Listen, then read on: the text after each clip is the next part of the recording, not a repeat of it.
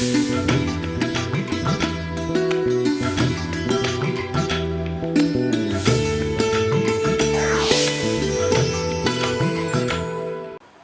నమస్కారం.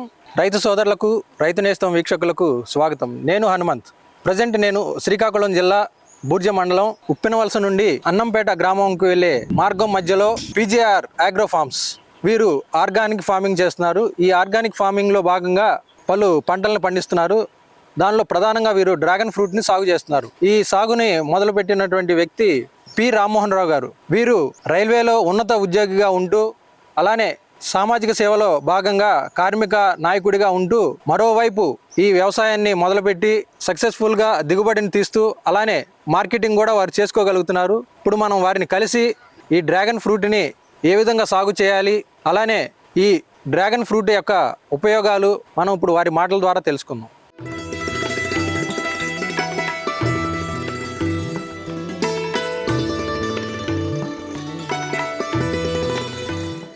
నమస్తే సార్.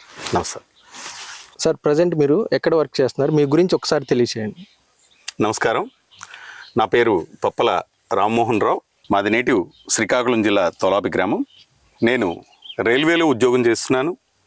విశాఖపట్నంలో స్థిర నివాసంగా ఉంటున్నాను. అలాగే ఆల్ ఇండియా రైల్వే మెన్స్ ఫెడరేషన్లో జాయింట్ జనరల్ సెక్రటరీగా ఉన్నాను.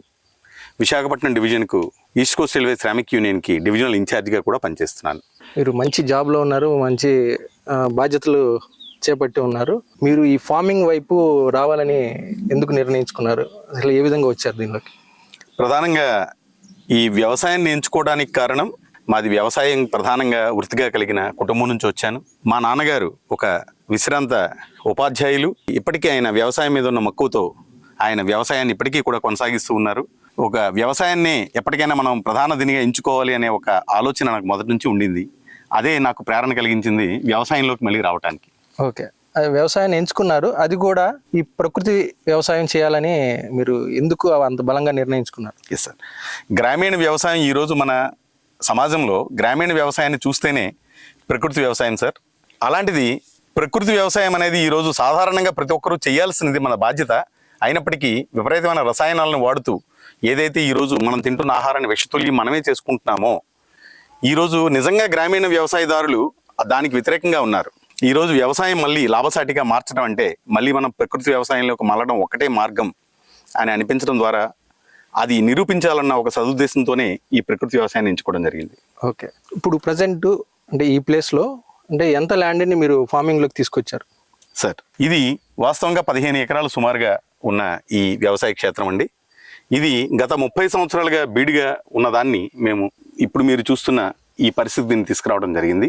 ఇందులో ప్రత్యేకించి ఈ డ్రాగన్ పళ్ళను సాగు చేయడం అనేది సుమారుగా 5 ఎకరాల్లో మేము సాగు చేయడం జరుగుతుంది.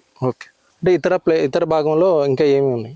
సార్, ఇతర భాగాల్లో మేము వేరుశనగ, పెసర, మినుములు, అలానే కూరగాయలు, ఇటువంటి వివిధ రకాల పంటలను ఆయా కాలానికి అనుగుణంగా మేము పండించడం జరుగుతుంది. అంటే ప్రత్యేకంగా ఈ డ్రాగన్ పంటను ఎంచుకోవడానికి కారణం? ఈ డ్రాగన్ పంటను ఎంచుకోవడానికి ప్రధాన కారణం కరోనా సమయం తర్వాత ప్రజలలో ఆరోగ్యం పట్ల, ఆరోగ్య భద్రత పట్ల అవేర్నెస్ పెరగడం జరిగింది. ఈ డ్రాగన్ అనేది ఒక అద్భుతమైన ఫలం. ఇది కరోనా సమయంలో నాకు మా డాక్టర్ సజెస్ట్ చేసిన తర్వాత ఈ డ్రాగన్ పళ్ళలో అత్యంత విలువైన పోషకాలు ఉన్నాయి అని చెప్పిన తర్వాత ఇది మార్కెట్లో ఇది సామాన్యుడికి అందుబాటులో లేని ప్రైస్లో ఉండటం జరిగింది. ఆ సమయంలోనే పరిచయమైన నాకు ఈ ఫలం పరిచయమైంది. అప్పటి నుంచి ఈ ఫ్రూట్ మీద నాకు ఒక ప్రత్యేకమైన ఆసక్తి కలిగింది. దాన్ని మేము ఈ భారతదేశ వ్యాప్తంగా ఉన్న అనేక ప్రాంతాలను మేము విజిట్ చేయడం జరిగింది. విజిట్ చేసి అక్కడ ఏ రకంగా ఈ డ్రాగన్ సాగును చేస్తున్నారు, ఇది మన ప్రాంతంలో అంటే ఈ ఉత్తరాంధ్ర ప్రాంతంలో ఏ విధంగా మనం ఏ రకమైన సీడ్ని తీసుకుంటే మనం సాగు చేయొచ్చు, సాగు చేసే పద్ధతి ఏ విధంగా ఉంటే మన వాతావరణానికి సూటబుల్ అవుతుంది అన్నదాన్ని మేము పూర్తిగా అధ్యయనం చేసిన తర్వాత దీన్ని ఎంచుకోవడం జరిగింది. ఈ డ్రాగన్ పంట వేయాలనుకున్నప్పుడు నేలని ఏ విధంగా సిద్ధం చేశారు? సార్, వాస్తవికంగా డ్రాగన్ పంట సాగుకు ఉష్ణ ప్రాంతమైన మనది అత్యంత అనుకూలమైన ప్రాంతంగానే నేను ఇప్పుడు నా అనుభవం ద్వారా నాకు తెలిసిన విషయం ఇది. చాలామంది అనుకుంటారు మన వాతావరణానికి ఇది సూట్ కాదేమో అని అనుకొని, కానీ ప్రత్యేకించి డ్రాగన్ సాగుకు ఇసుక కలిసిన నేల, ఎర్ర నేలలు బాగా సూట్ అవుతుంది ఈ సాగు చేయటం కోసం అని చెప్పి. కాబట్టి ఏంటంటే అటువంటి మెట్ట ప్రాంతాలలో నీటి లభ్యత తక్కువగా ఉన్న ప్రాంతంలో కూడా ఈ సాగును మనం చాలా సులభంగా చేయొచ్చు. అంటే ఇక్కడ ఈ ల్యాండ్ అనేది 30 years నుంచి బీడుగా ఉన్న ల్యాండ్ అని చెప్పారు. అవునండి. మరి 30 years నుంచి ఈ బీడుగా ఉన్న భూమిని ఈ డ్రాగన్ పంటకి అనుకూలంగా ఏ విధంగా మార్చారు? యాక్చువల్గా ఈ ల్యాండ్లో మేము ఫస్ట్ ఈ డ్రాగన్ వేద్దామని ప్రిపేర్ చేయడానికి ముందు కూడా ఈ సాయిల్ అనుకూలమైందా లేదా అన్నదాన్ని కూడా మేము పరీక్షించడం జరిగింది. అలాగే ఈ భూమి ఎత్తుపల్లాలతో ఎగుడుదిగుడుగా ఉంటూ ఇక్కడ విపరీతంగా పొదలతో నిండి రాళ్లతో నిండి ఉండేదన్నమాట. దీన్ని అంతటినీ కూడా మేము చదును చేయడానికే సుమారుగా 4 నెలల సమయం మాకు తీసుకోవడం జరిగింది. ఆ తర్వాత ఏదైతే ఈ భూమిని వ్యవసాయానికి అనుగుణంగా తయారు చేయటం కోసం అని చెప్పి మేము అనేక సార్లు ఈ భూమిని దున్నటం, దీన్ని గుల్లబారేటట్టు చేయటం, దానికోసం ఆ తర్వాత ఎప్పుడైతే గుల్లబారేటట్టు చేయడానికి మేము వాడిన పద్ధతులు కూడా ఏంటంటే సేంద్రియమైన ఎరువుని మేము తీసుకొని వర్మీ కంపోస్ట్ని మేమే తయారు చేసుకుంటూ ఇక్కడ ఎన్జీ రంగా విశ్వవిద్యాలయం తాలూకా సైంటిస్టుల తాలూకా సహకారాన్ని తీసుకొని కంపోస్ట్ని మనమే తయారు చేసుకుంటూ, అలానే బయట నుంచి తీసుకొచ్చిన సహజ సిద్ధమైన ఎరువులు ఏవైతే ఆవు పేడ కానివ్వండి, గొర్రెగత్తము, కోడిపెంట, వీటిని తీసుకొచ్చి దానికి జీవామృతాన్ని మిక్స్ చేయడం ద్వారా వాటిని మనము ఈ భూమి లోపలికి వెళ్ళేటట్టు అనేక సార్లు దీన్ని దున్నటం ద్వారా భూమిని మనం ప్రిపేర్ చేయడం జరిగింది. అలాగే వర్మ్స్ మనందరికీ తెలిసిందే, రైతుకి సహజ సిద్ధమైన నేస్తం వానపాము, వాటిని కూడాను మనం పెంచుతూ ఇక్కడ వాటిని అవి పెరగడానికి అనుకూలమైన వాతావరణాన్ని క్రియేట్ చేయడం ద్వారా భూమి గుల్లబారే విధంగా చేస్తూ వ్యవసాయానికి అనుగుణంగా దీన్ని మార్చడానికి సుమారు 6 నెలల సమయం పట్టింది. ఈ 6 months తర్వాత మొక్కలు ఏ విధంగా నాటారు? పోల్ సిస్టమును ట్రెల్లిస్ మెథడ్ అందుబాటులో ఉంది. అవునండి. మీరు ఏ పద్ధతిని ఎంచుకున్నారు? మేము ట్రెల్లిస్ మెథడ్ని ఎంచుకోవడం జరిగిందండి. ఈ ట్రెల్లిస్ మెథడ్నే ప్రత్యేకంగా ఎంచుకోవడానికి గల కారణం? ప్రత్యేకమైన కారణం ఏంటంటే మీకు ట్రెల్లిస్ మెథడ్ ద్వారా మనము అత్యంత ఎక్కువ దిగుబడిని సాధించడానికి అవకాశం ఉంటుంది. మీరు ఉదాహరణకి ఈరోజు ఇక్కడ చూడొచ్చు, ఈ ట్రెల్లిస్ మెథడ్ ద్వారా మనం ఎకరాకి సుమారుగా 6,000 మొక్కలను మనం నాటుకునే అవకాశం ఉంటుంది. అంటే తక్కువ భూమిలోనే అవైలబుల్ ఉన్నదానిలోనే ఎక్కువ దిగుబడిని తీసుకురావడానికి ట్రెల్లిస్ మెథడ్ అనేది అత్యంత సక్సెస్ఫుల్ మెథడ్గా దీన్ని మనం చెప్పొచ్చు. అదే మనం పోల్ సిస్టమ్ అయితే ఎన్ని ప్లాంటేషన్స్ చేయగలుగుతాం, అదే ఎన్ని మొక్కల్ని మనం ప్లాంటేషన్ చేయగలుగుతాం. ఈ ట్రెల్లిస్లో అయితే ఎంత వేరియేషన్ వస్తుందండి? మీకు పోల్ మెథడ్ ద్వారా మీకు ఎకరాకు 2,000 మొక్కలను మాత్రమే మనం నాటే అవకాశం ఉంది. వెరాజ్ ట్రెల్లిస్ మెథడ్ ద్వారా 6,000 లేదా అంతకు మించి కూడాను మనం మొక్కల్ని ఒకే ఎకరంలో సాగు చేసే అవకాశం ఉంటుంది. అంటే 3 రెట్లు ఎక్కువ దిగుబడి సాధించడానికి, మనకున్న ఎకరాల్లోనే 3 రెట్లు ఎక్కువ దిగుబడి సాధించడానికి మనకి ట్రెల్లిస్ మెథడ్ అనేది ఉపయోగకరంగా ఉంటుంది. మరి ఈ ట్రెల్లిస్ మెథడ్ ఏ విధంగా మీరు అరేంజ్ చేశారు? ఈ ట్రెల్లిస్ మెథడ్ మనం చేయటం కోసం ఇప్పుడు మీరు చూస్తున్నారు, ఈ ఏదైతే దేవలు మనం వేయటం జరిగిందో సుమారుగా 8 అడుగుల గ్యాప్లో మనం ఈ రోస్ను మనం ఏర్పాటు చేయడం జరిగింది. వీటికి మనం 8 నుంచి ఈ పోల్స్ ఏవైతే మనం ఉన్నాయో ఈ పోల్స్ ప్రిపేర్ చేసుకుంటూ, అంటే ఈ వరుసకి మధ్య 8 feet అన్నారు. 8 feet. అవునండి. అంటే 2 rows కి మధ్యలో 8 feet అలా ఉంటుంది అన్నారు. అవునండి. మరి పోల్ టు పోల్ ఒకే వరుసలో ఎంత డిస్టెన్స్ పెట్టారు? 6 అడుగులు, మినిమం 6 అడుగుల దూరంలో ఒక్కొక్క పోల్ మనం వేసుకుంటూ వెళ్ళామండి. ఈ పోల్స్ అనేది ఏంటంటే ఈ ట్రెలిస్ కి మనకి సపోర్టింగ్ గా అవసరం పడుతుంటది. మీరు చూస్తారు, వీటికి ప్రతి పోల్ కూడాను ఒక యాంగులర్ ఉంటుంది. ఆ యాంగులర్ కి అటు ఇటు కూడాను మనం వైర్స్ ని ప్రొవైడ్ చేయడం ద్వారా రేపొద్దున ఏవైతే బ్రాంచెస్ ఉంటాయో అవి ఈజీగా ల్యాండ్ అయ్యి దానిపైన రేపొద్దున మనకు ఫ్రూట్ కటింగ్ కూడా అందుబాటులో ఉండేటట్టు ఉంటాయి. అలాగే వీటి హైట్ కూడా సుమారుగా 4 నుంచి 4.5 అడుగులు ఎత్తు మాత్రమే ఉంచడం ద్వారా మనకి రేపొద్దున అందుబాటులో ఉండే విధంగాను ఫ్రూట్ కటింగ్ కోసం అని చెప్పి అనుకూలంగా ఉండే విధంగా హైట్ మనం ఎంచుకోవడం జరిగింది. అంటే టోటల్ పోల్ హైట్ ఎంత, అదే మీరు ఎంత నేలలోకి మీరు ఇన్సర్ట్ చేశారు? పోల్ని మనం ఇచ్చేసినప్పుడు 7 అడుగుల పోల్స్ మనం తీసుకోవడం జరుగుతుంది. సుమారుగా 2 అడుగులు 2.5 అడుగుల లోతులో వాటిని మనం పాతుకోవడం జరుగుతుంది అనమాట. దానికి ప్రత్యేకంగా మనం అత్యంత బలమైనది అవసరం పడదు దీనికి.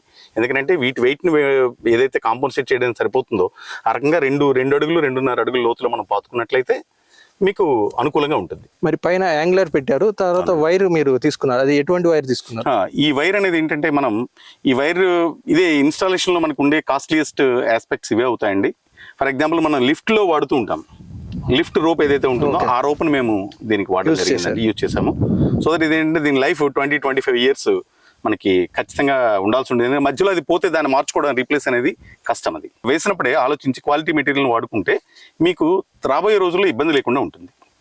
మరి ఇప్పుడు మీ దగ్గర ప్లాంటేషన్లో 1 ఎకరానికి ఎన్ని మొక్కలు నాటారు, ఏ విధంగా నాటారు? మేము ట్రెల్లిస్ మెథడ్లో ఎకరాకి 6,000 మొక్కలను తీసుకుని మేము నాటడం జరిగింది. 8 అడుగులు దూరంలో, 8-10 అడుగుల దూరంలో కూడా మనం వేస్తూ ఉంటాము.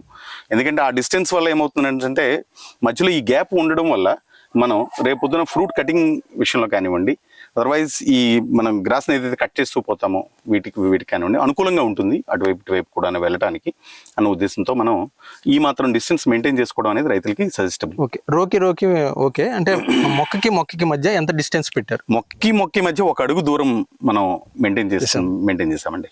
అంటే ప్లాంటేషన్ చేసేటప్పుడు ఒకే మొక్క నాటారా లేదంటే 2 మొక్కలు తీసుకున్నారా? లేదండి, ఒకదానికి 2 మొక్కల్ని మనం అటు ఇటుగా ఒక చోట ప్లాంటేషన్ చేయడానికి మీరు 2 మొక్కలు చేసి వాటికి సపోర్ట్ గా ఒక పోల్ని మనం పెట్టడం జరుగుతుందండి. అవి ఆ సపోర్ట్ ఎంతవరకు అంటే ఆ మొక్క మనకి ఈ హైట్ వరకు వెదురు కర్రలు సపోర్ట్ ఇవ్వడం ద్వారా మనం ఏంటంటే వాటిని గ్రో అయ్యి మనకి ఈ 4 అడుగుల హైట్ వచ్చే వరకు బ్రాంచెస్ దీనికి వచ్చినంత వరకు కూడాను మనం సపోర్ట్ ఇవ్వాల్సి ఉంటుంది. సపోర్ట్ ఇచ్చి అంటే ఏదైనా థ్రెడ్స్ తో టై చేసి అండి రకరకాల మెథడ్స్ ద్వారా మనం చేసుకుని వాటిని సపోర్ట్ పైకి తీసుకురావాలి.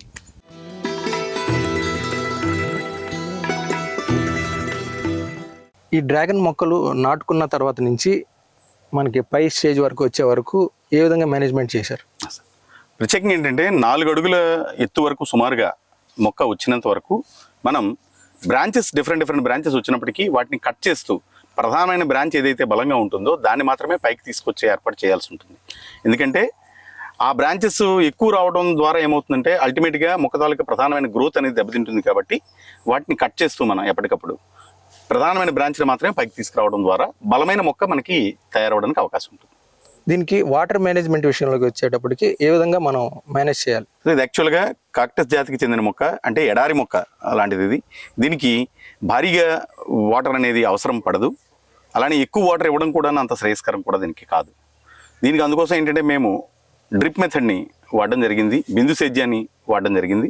బిందు సేద్యం ద్వారా ఎప్పుడు మొక్కకి ఎంత అవసరమో అంత వాటర్ మాత్రమే అందే విధంగా జాగ్రత్త తీసుకోవాల్సిన అవసరం అయితే ఉంటుంది. ఆ విధానాన్ని మేము మొదటి నుంచి కూడా పాటిస్తూ ఉన్నాము. ఆ రకంగా వాటర్ వేస్టేజ్ అనేది తగ్గించవచ్చు. మనం తక్కువ వాటర్ అవైలబుల్ ఉన్న ప్రాంతాల్లో కూడా దీన్ని పండించడానికి అవకాశం ఉంటుంది. అంటే ఇప్పుడు మనకి డిఫరెంట్ సీజన్స్ ఉన్నాయి, సమ్మర్, రైనీ లేదంటే వింటర్. ఈ ఏ సీజన్లో ఏ విధంగా మనం వాటర్ మేనేజ్మెంట్ మీరు చేస్తుంటారు? జనరల్గా బాగా వేసవి అత్యంత ఉష్ణోగ్రత సుమారుగా 45-46 డిగ్రీలు ఉన్నప్పుడు కూడాను మేము 2 రోజులకు ఒకసారి లెక్క మనం వాటర్ని డ్రిప్ ద్వారా అందించడం జరుగుతుంది. అదే అంటే తెలియక, అంటే ఇప్పుడు సమ్మర్ కాబట్టి ఎక్కువ వాటర్ ఇస్తే ఏమైనా ఇబ్బంది అవుతుందా? ఎస్ అండి, తెలియక చాలా మంది ఇప్పుడు ఎండాకాలం అని అవును మొక్కకి ఏదైనా ఇదైపోతుందని హడావిడిలో వాళ్ళు వాటర్ ఎక్కువ ఇచ్చారనుకోండి. యాక్చువల్గా ఆ అవసరం దీనికి పడదు. 2 రోజులకు ఒకసారి మీకు 52 డిగ్రీ సెంటిగ్రేడ్ దగ్గర కూడా ఈ మొక్క ఏ విధంగానూ కూడాను ఎఫెక్ట్ కాదు. కాబట్టి ఇది మీరు వాటర్ని 2 రోజులకు ఒకసారి, వేసవకాలం అత్యంత వేసవిలో కూడా 2 రోజులకు ఒకసారి వాటర్ అందించడం ద్వారా మాత్రం సరిపోతుంది. అది కూడా లిమిటెడ్గానే మనం అందించాల్సి ఉంటుంది. కాబట్టి ఏంటంటే అది వర్షాకాలం వచ్చింది అనుకోండి, అది దాన్ని మనం 4 డేస్ 5 డేస్కి ఒకసారి ఇచ్చినా సరే అది సరిపోతుంది. ఓకే, వాతావరణాన్ని బట్టి మనం చేసుకోవాల్సి ఉంటుంది. వింటర్ సీజన్లో కూడా అంతేనండి. కనీసం 3 డేస్ 4 డేస్కి ఒకసారి కనుక మనం వాటర్ని అందించుకున్నట్లయితే అది దీనికి సరిపోతుంది. అది డ్రిప్ ద్వారా అందించుకుంటే సరిపోతుందండి. మరి మొక్క పెరిగే వరకు, అంటే ఒక స్టేజ్ వచ్చే వరకు మరి కలుపు యాజమాన్యం ఏ విధంగా చేసుకోవాలి? కలుపు యాజమాన్యం అనేది దీనిలో అంత ప్రాధాన్యత ఉన్న అంశంగా మేము పరిగణించలేదండి మొదటి నుంచి కూడాను. కలుపు కొంతవరకు మేలు చేస్తుంది కూడా. వేసవి కాలంలో ఉండేటప్పుడు మొక్క చిన్నదిగా ఉండేటప్పుడు కలుపు ఉండడం ద్వారా దానికి కొంత ఎండ నుంచి రక్షణ లభిస్తూ ఉంటుంది. తరువాత ఏదైతే దీపలు మనం వేస్తున్నామో అటువైపు ఇటువైపు విపరీతంగా కనుక పెరిగినట్లయితే మనం వేసిన ఎరువు మెన్యూర్ ఏదైతే ఉంటుందో అది ఎక్కువగా న్యాచురల్గానే మనం మామూలు సాధారణమైన పంటల్లో కూడా అదే చేస్తూ ఉంటాం, కలుపు నివారణ. ఆ కలుపు నివారణకి ఇక్కడ మేము ప్రత్యేకించి ఏంటంటే కెమికల్స్ ద్వారా ఈ కలుపు నివారణ పద్ధతిని మేము వాడకుండా లేబర్ని మనం పెట్టుకోవడం ద్వారా, అలాగే మల్చింగ్ షీట్ని వాడడం ద్వారా కలుపుని చాలా సమర్థవంతంగా నిరోధించడం జరిగింది. ఈ మెథడ్ని మేము ఎక్స్పర్ట్స్ తాలూకా సజెషన్ తీసుకొని దీన్ని వేయడం జరిగింది. ఈ మల్చింగ్ షీట్ వల్ల ఏమవుతుందని అంటే మీకు సూర్యరశ్మి డైరెక్ట్గా మొక్కకి చేరకుండా ఉండడం ద్వారా ఆ కలుపుని సమర్థవంతంగా ఇది నివారిస్తుంది. తద్వారా రైతుకి అనే పెట్టుబడి ఏదైతే ఉందో అది చాలా వరకు కూడాను మిగులుతుంది. లేబర్ కాస్ట్ ఏదైతే ఉంటుందో అది తగ్గించుకోవడానికి అవకాశం ఉంటుంది మల్చింగ్ షీట్ ద్వారా. ఓకే, ఈ రోస్ మధ్యలో ఉన్న గ్రాస్ని ఏ విధంగా కంట్రోల్ చేస్తాం? ఈ రోస్ మధ్యలో ఉన్న గ్రాస్ని మేము రోటావేటర్ ద్వారా ఎప్పటికప్పుడు కట్ చేసి దాన్ని కూడా మనం వాడేది సేంద్రీయ వ్యవసాయం కాబట్టి ఈ కలుపు కూడాను మనకి ఎరువుగా పనికొచ్చే విధంగా రోటావేటర్తో కట్ చేయడం ద్వారా దాన్ని భూమిలోనే దాన్ని కలిపేయడం ద్వారా మనం దాన్ని కూడా సహసిద్ధమైన ఎరువుగా ఉపయోగించి భూమిని రిచ్ చేయడానికి పోషక విలువల పరంగా దాన్ని కూడా మనం ఇచ్చేయడానికి కోసం ఉపయోగిస్తున్నాం దాన్ని. సార్ మరి ఈ టోటల్ 16 ఎకరాస్ ల్యాండ్ సాగు చేయడానికి మనకి వాటర్ అవసరం, అలానే మనకి పవర్ అనేది అవసరం. అవునండి. దాన్ని మీరు ఏ విధంగా మేనేజ్ చేస్తున్నారు? ఇక్కడ పవర్ సప్లై అనేది ఈ చుట్టూ ప్రాంతంలో మాకు ఎలక్ట్రికల్ పవర్ సప్లై అయితే అందుబాటులో లేదు. కాబట్టి తర్వాత మేము కూడా ఏంటంటే సోలార్ పవర్ని ఎంకరేజ్ చేయాలి అని ఉద్దేశంతో మేము కంప్లీట్గా ఈ ప్లాంట్ అంతా కూడా సోలార్ పవర్ మీద రన్ చేస్తున్నాం సార్. దానికోసం సోలార్ పవర్ ప్లాంట్ మేము వేరేగా పెట్టుకోవడం జరిగింది. ఈ ప్రజెంట్ సాగు అవుతున్న ఈ ప్రాంతం మొత్తానికి మేము 4 బోర్లను మేము వేయటం జరిగింది. వాటిలో కంటిన్యూస్గా ఎప్పుడు కూడా 2 లేదా 3 బోర్లు వాటర్ అవసరాన్ని బట్టి రన్ అవుతూ ఉంటాయి. వాటికి కానివ్వండి, మిగతా మాకుండే ఇక్కడ స్టాఫ్ క్వార్టర్స్ కానివ్వండి, వీటన్నిటికి కూడాను మేము సప్లై అంతా కూడాను సోలార్ నుంచి తీసుకోవడం జరుగుతుంది సార్. ఎక్కువ మొత్తంలో ఎరువులు ఇచ్చారు, ఇది సాయిల్ ప్రిపరేషన్ బాగా ఫర్టైల్ చేశారు. అలానే మొక్క నాటిన తర్వాత ఇప్పటికి గత 2 సంవత్సరాలుగా ఏ విధంగా మీరు ఈ సేంద్రియ ఎరువులు అనేవి ఇస్తున్నారు, ఎటువంటి ఇస్తున్నారు? అవునండి. ప్రత్యేకించి మేము ల్యాండ్ ప్రిపరేషన్ దగ్గర నుంచి కూడా సేంద్రియ ఎరువును మాత్రమే ఇక్కడ వాడడం జరుగుతుందని చెప్పి నేను ముందే మీకు చెప్పడం జరిగింది. అలాగే మనం ఏదైతే దేబలు వేస్తూ మనం మొక్కని పెంచడం స్టార్ట్ చేసామో అప్పటి నుంచి కూడాను సేంద్రియ ఎరువుని స్టార్టింగ్లో సంవత్సరానికి 2 సార్లు 6 నెలల గ్యాప్లో ఒక్కోసారి మనం ఫస్ట్ ఇవ్వటం జరిగింది. ఆ తర్వాత అవసరాన్ని బట్టి మొక్క తాలూకా గ్రోత్ను చూస్తూ మనం సేంద్రియ ఎరువుని అందించడం అనేది చాలా ముఖ్యమైన విషయం. ఇక్కడ అనవసరంగా మనం ఎక్కువ అందించాల్సిన అవసరం లేదు, అవసరాన్ని బట్టి దీన్ని అందించాల్సిన అవసరం ఉంటుంది. అలాగే మేము వర్మీ కంపోస్ట్ను ప్లస్ ఆవు పెంటని ఎక్కువగా వాడటం, గొర్రెగెత్తం, కోడిగెత్తాన్ని తీసుకురావడం, దానిలో జీవామృతాన్ని మేము ప్రిపేర్ చేసుకుని ఆ జీవామృతాన్ని అందులో మిక్స్ చేసి మొక్కలకు మొదలలో మనం ఆ కలుపుని పూర్తిగా క్లియర్ చేసుకొని అక్కడ అందించడం ద్వారా ఈ మొక్కకున్న ప్రధానమైన లక్షణం ఏంటంటే దీని తాలూకా వేళ్ళు మీకు భూమి తాలూకా ఉపరితలంలోనే ఉంటాయి, అరడుగులోనే మీకు దీని తాలూకా వేళ్ళు ఉంటాయి. కాబట్టి ఏంటంటే మనం మెన్యూర్ని చక్కగా దానికి పైన వేసి అందించగలిగితే మొక్క తాలూకా మొదలలోనే మనం అందించవచ్చు. తద్వారా మనం మెన్యూర్ కూడా మనకి వేస్ట్ చేయాల్సిన అవసరం అనేది ఉండదండి. ఆ రకంగా ఏంటంటే 1 సంవత్సరం అయ్యేసరికి మనం మళ్ళీ కూడాను 3 లేదా 4 నెలలకు ఒకసారి మనం అందించాల్సి ఉంటుంది, ఎరువును అందించాల్సి ఉంటుంది. మీరు ఏదైతే ఎరువును అందించారో దాని నుంచి వచ్చే పోషకాలని ఆ మొక్క ఈజీగా తీసుకోవడానికి అవకాశం ఉంటుంది. సార్ మరి డ్రాగన్ ప్లాంటేషన్ అయిన తర్వాత మొదటి క్రాప్ ఎప్పుడు హార్వెస్ట్ చేశారు? ఇది సాధారణంగా మేము మొదట ఇది వేయాలి అనుకున్నప్పుడే చాలా మందికి ఈ ప్రశ్న అనేది వస్తూ ఉంటుంది, ఎప్పటికి మన చేతికి క్రాప్ వస్తుంది అని చెప్పి. మాకు అప్పటికి కొన్ని సేకరించిన ఇన్ఫర్మేషన్ ప్రకారము ఫస్ట్ టైం ప్లాంట్ చేసిన తర్వాత సంవత్సర కాలానికి ఫస్ట్ క్రాప్ వస్తుందని చెప్పడం జరిగింది. కానీ మేము పాటించిన పద్ధతులు ఏవైతే ఉన్నాయో, మేము అందించిన ఎరువు అయితే కానివ్వండి, మేము పాటించిన పద్ధతి ఏదైతే పెంచడంలో మేము వాడిన పద్ధతి ఏదైతే ఉందో దానివల్లనే బహుశా మాకు 9 నెలల కంటే తక్కువ కాలంలోనే మొట్టమొదటి క్రాప్ తీసుకోవడం జరిగిందండి. అలానే అంటే ఈ ఫ్రూట్ మొదట ఏ స్టేజ్తో స్టార్ట్ అయ్యి ఫైనల్ ఫ్రూట్ ఏ విధంగా రెడీ అవుతుంది? మీకు ఒక 50 డేస్ బిఫోర్ మనకి బడ్ అనేది రావడం జరుగుతుంది. అక్కడి నుంచి 48 డేస్ టు 50 డేస్ టైం పడుతుంది మనం ఫస్ట్ టైం హార్వెస్టింగ్ చేయడానికి. బడ్ నుంచి నెక్స్ట్ స్టెప్ ఫ్లవర్ వస్తుందండి. ఫ్లవర్ నుంచి మనకి సుమారుగా 48 డేస్ టైం పడుతుంది హార్వెస్టింగ్ కి. పూర్తిగా మనకి పండుని మనం కట్ చేయడానికి 48 డేస్ టైం పడుతుంది అక్కడ నుంచి. ఇప్పుడు మీరు ఎంచుకున్న ఈ డ్రాగన్ వెరైటీ ఏది సార్? మనం ఎంచుకున్న తైవాన్ పింక్ వెరైటీ అండి. ఈ వెరైటీ భారతదేశంలో పాపులర్గా పండిస్తున్న ఒక 4-5 రకాల్లో ఇది కూడా ఒకటి. ఈ రకం మనం ఎంచుకోవడానికి కారణం ఇక్కడ వాతావరణ పరిస్థితులను అనుగుణంగా ఉండే ఇది అత్యధిక ఉష్ణోగ్రతను కూడా తట్టుకొని నిలబడగలిగే వెరైటీల్లో తైవాన్ పింక్ అనేది ఒకటి. అలాగే టేస్ట్ అండ్ క్వాలిటీ పరంగా కూడా ఇది అత్యుత్తమైనదిగా గుర్తించడం జరిగింది. కాబట్టి మీరు దీన్ని ఎంచుకోవడం జరిగింది. ఈ పంట పైన ఏమన్నా పురుగు తెగుళ్ళు ఆశించే అవకాశం ఉందా? సాధారణంగా ఈ పంటకి తెగుళ్ళు అనేవి అసలు వచ్చే అవకాశం చాలా చాలా తక్కువ అండి, ఉండదనే చెప్పొచ్చు. ఇది ఉన్నప్పటికీ కూడా ఎటువంటి తెగుళ్ళు ఆశిస్తే అవకాశం ఉంది? దీనికి దేనివల్ల వస్తుంది ఆ తెగులు అనేది? యాక్చువల్గా చీమ పట్టడం అనేది దీనికి ఎక్కువగా ఆశించే తెగులు ఉంటుంది. దాన్ని కూడా మనం న్యాచురల్ మెథడ్స్ ద్వారా, ఉదాహరణ మీరు తీసుకున్నట్లయితే వేప నూనెని తీసుకుని దాన్ని స్ప్రే చేయడం ద్వారా, వీటి ద్వారానే ఇటువంటి చిన్న చిన్న సమస్యలు మనం అతి సులభంగా దీన్ని మనం పరిష్కరించుకోవచ్చు. వీటి కోసం మనం ఎటువంటి కెమికల్స్ వాడాల్సిన అవసరం అయితే ఈ రోజు వరకు మాకు రాలేదండి. అంతకు మించి ప్రత్యేకించి తెగుళ్ళు అనేవి అయితే దీనికి వచ్చే అవకాశం ఏం లేదు. ఎటువంటి పురుగు మీరు గమనించలేదు. అంటే నేను ఇంతకు ముందు చూసిన ఫీల్డ్స్ కి ఇక్కడికి వేరియేషన్ ఏంటంటే మీరు వేసిన బోధలు అనేవి హైట్ గా ఉన్నాయి. అవునండి. అంటే అంత హైట్ ఎందుకు తీసుకున్నారు? హెవీ రెయిన్ కానీ ఇదైనప్పుడు కూడా మీకేంటంటే వాటర్ అనేది ఈజీగా ఫ్లో అయ్యి అక్కడ ఉండకుండా తేమ శాతాన్ని మెయింటైన్ చేయటం అనేది చాలా మొక్క గ్రోత్ కి చాలా ఇంపార్టెంట్ సార్.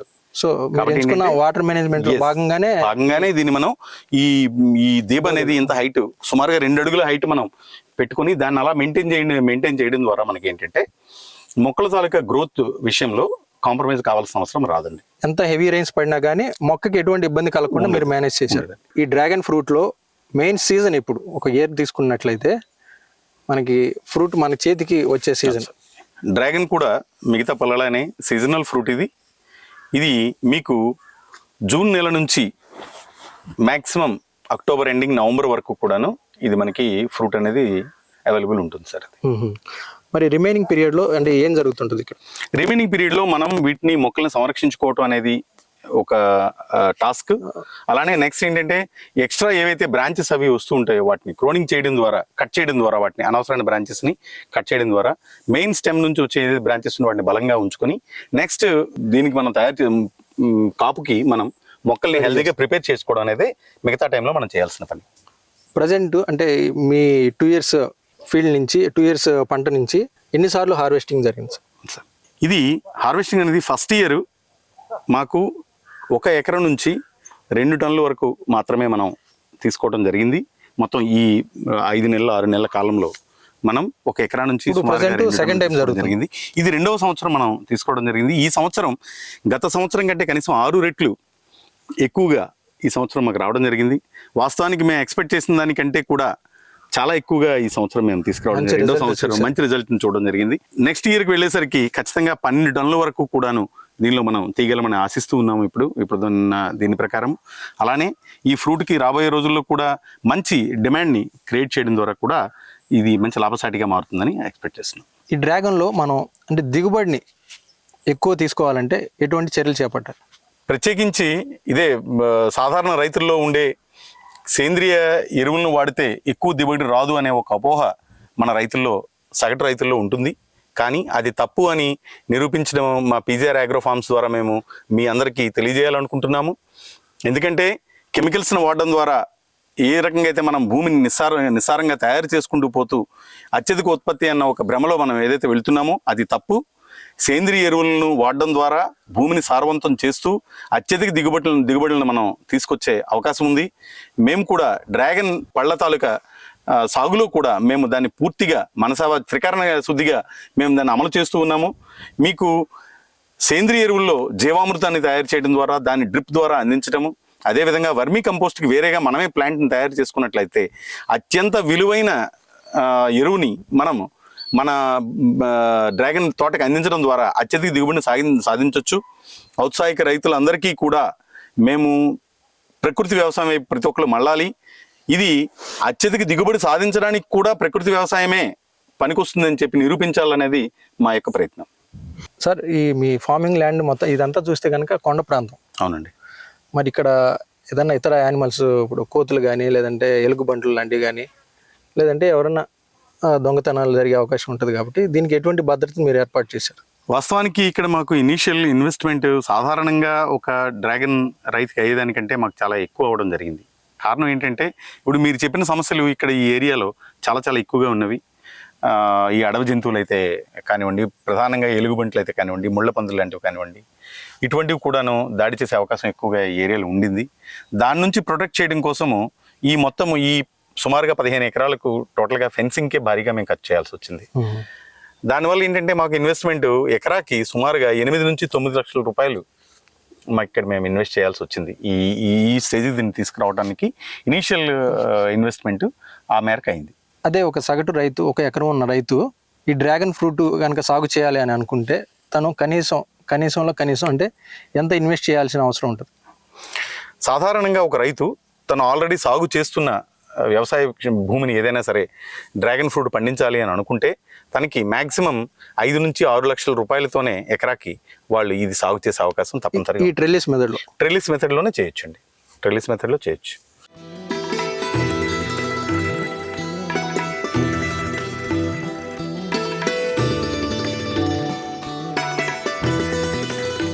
డ్రాగన్ పంట వేసినాక ఎన్ని ఇయర్స్కి తను పెట్టిన పెట్టుబడిని తీసుకోగలుగుతారు? సాధారణంగా మీకు డ్రాగన్ ఫ్రూట్ ట్రెలిస్ మెథడ్లో ఏదైతే మేము పండిస్తున్నామో సేంద్రియ పద్ధతి ద్వారా 3 సంవత్సరాల కాలంలో మీరు పెట్టిన పెట్టుబడి మొత్తాన్ని మనం తిరిగి పొందే అవకాశం ఉంటుంది. ఈ డ్రాగన్ తాలూకా ఈ వ్యవసాయ సాగు అనేది సుమారుగా 25 సంవత్సరాల పాటు ఈ మొక్క లైఫ్ పీరియడ్ ఉంటుందండి. 25 సంవత్సరాల పాటు మనకి ఇది అందిస్తూనే ఉంటుంది. కాబట్టి ఏంటంటే సగటు రైతు ఒక చిన్న సన్నకారు రైతు కూడా 1 ఎకరా తీసుకున్న 1 అరెకరా తీసుకుని అందులో సాగు చేసినప్పటికీ కూడాను దీర్ఘకాలికంగా దీని నుంచి స్థిరమైన రాబడిని పొందే అవకాశం ఉంటుంది. అదే అండి, ఇది దీర్ఘకాలిక పంట అవటం వల్ల ఇనిషియల్ స్టేజ్లో ఒకసారి వీళ్ళకి పెట్టుబడి ఉంటుంది. అవునండి, 5-6 lakhs. అవునండి. అదే ఇప్పుడు ఈ సీజనల్ క్రాప్స్ అయితే కనుక ప్రతి సంవత్సరం కూడా పెట్టుబడి పెట్టాలి. ఇందులో ఉన్న మెయిన్ అడ్వాంటేజ్ ఏంటంటే డ్రాగన్ దీనిలో ఇనీషియల్ పెట్టుబడిని కొద్దిగా కనుక మనం మొబిలైజ్ చేసుకోగలిగితే తదనంతరం తర్వాత కాలంలో నామమాత్ర పెట్టుబడితో అత్యధిక లాభాలను మనం పొందే అవకాశం ఉంటుందండి. అది మాకు లాస్ట్ ఇయర్ అంటే మేము స్టార్ట్ చేసి 2 సంవత్సరాల కాలం అయింది. మొదటి సంవత్సరం మేము 1 ఎకరాకి 2 టన్నుల దిగుబడిని మేము సాధించడం జరిగింది సార్. కానీ ఈ సంవత్సరం మేము ఎకరాకి సుమారుగా 7 టన్నుల వరకు 6 నుంచి 7 టన్నుల వరకు మాకు ఈ సంవత్సరం రావడం జరుగుతుంది. 2వ సంవత్సరానికే మేము ఊహించినంత దిగుబడిని సాధించడానికి కారణం సేంద్రియ పద్ధతి ద్వారా చేయటం మాత్రమే అని చెప్పి నేను ఖచ్చితంగా చెప్పగలను. ఇంత దిగుబడి తీసుకున్న మీరు మార్కెటింగ్ ఏ విధంగా వెళ్తున్నారు? ఇది మార్కెటింగ్ అనేది నిజానికి డ్రాగన్ ఫ్రూట్ భారతదేశంలో ఎంతైతే డిమాండ్ ఉందో దానిలో 1% మాత్రమే మనం పండించగలుగుతున్నాం అనేది ఇది all India dragon farmers association తాలూకా స్టాటిస్టిక్స్ ప్రకారము ఉన్నది. ఏంటంటే ఈ డ్రాగన్ ఫ్రూట్ అనేది డిమాండ్ రాబోయే రోజుల్లో విపరీతంగా పెరుగుతుంది. కారణం ఏంటంటే కరోనా అనంతర కాలంలో ప్రజల్లో ఆరోగ్యం పట్ల అవేర్నెస్ పెరిగింది. డ్రాగన్ ఫ్రూట్ తాలూకా దానిలో ఉండే పోషక విలువలను కనుక మనం ప్రజలకి వివరించగలిగినట్లయితే, సామాన్య ప్రజల్లోకి వెళ్ళినట్లయితే ఇది 1 కిలో యాపిల్ కంటే కూడా తక్కువ ప్రైస్కే రాబోయే రోజుల్లో ఇది అందే అవకాశం ఉంది.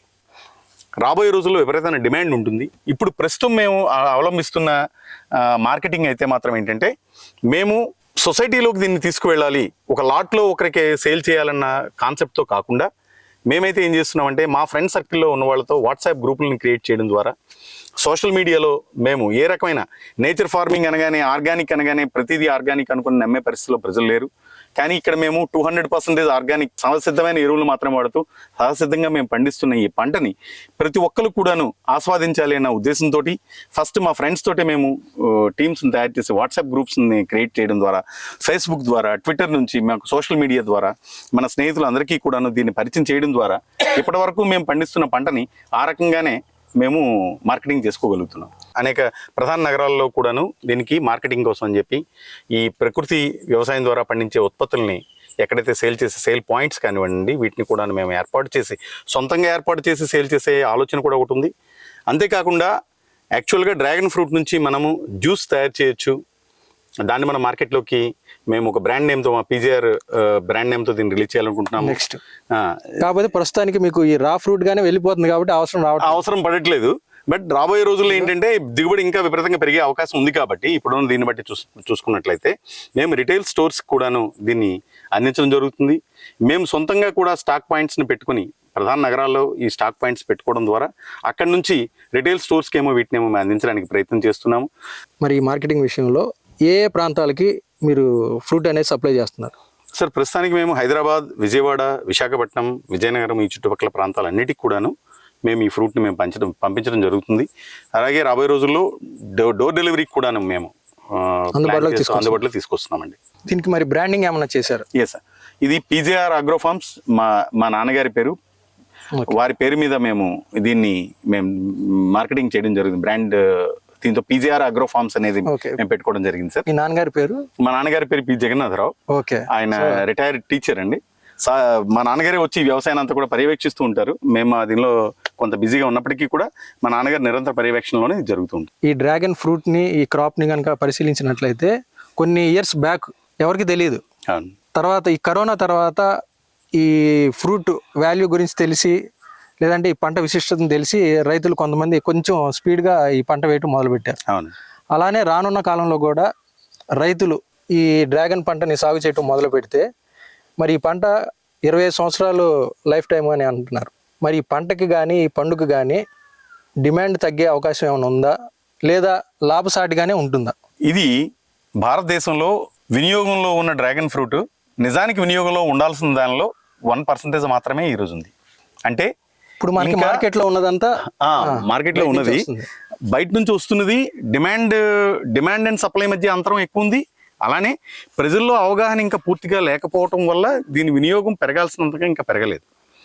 రాబోయే రోజుల్లో రైతులు ఎక్కువగా దీన్ని కనుక ఈ పంట వైపు ఆకర్షితులు అయినట్టయితే అదే స్థాయిలో ప్రజల్లో అవేర్నెస్ పెరిగి దీని వినియోగం భారీగా పెరిగే అవకాశం ఉంది.